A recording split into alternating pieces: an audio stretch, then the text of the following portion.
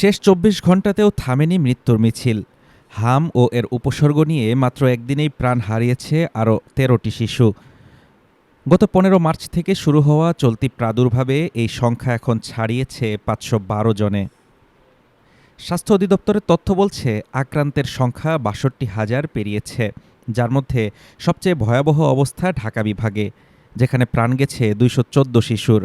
এছাড়া রাজশাহী, চট্টগ্রাম ও সিলেটেও মৃত্যুর সংখ্যা প্রতিনিয়ত বাড়ছে।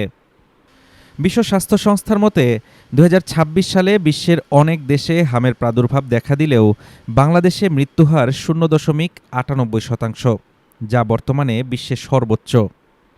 স্বাস্থ্য অধিদপ্তরের রোগ নিয়ন্ত্রণ শাখার সাবেক পরিচালক ও জনস্বাস্থ্য বিশেষজ্ঞ ডাক্তার বেনজির আহমেদ জানান, আমাদের আচরণ দেখে মনে হচ্ছে আমরা যেন হামে মৃত্যু কমাতেই চাইছি না। বিষয়টিকে খুব হালকাভাবে দেখা হচ্ছে। এখন পরিস্থিতিকে যুদ্ধকালীন অবস্থা হিসেবে বিবেচনা করে দ্রুত বিশেষায়িত ওয়ার্ড, আইসিইউ এবং ভেন্টিলেটর সুবিধা বাড়ানো দরকার ছিল। এটিকে মহামারী ঘোষণা করলে আন্তর্জাতিক সহায়তা ও অতিরিক্ত বরাদ্দ পাওয়া সহজ হতো। সামনেই ঈদ।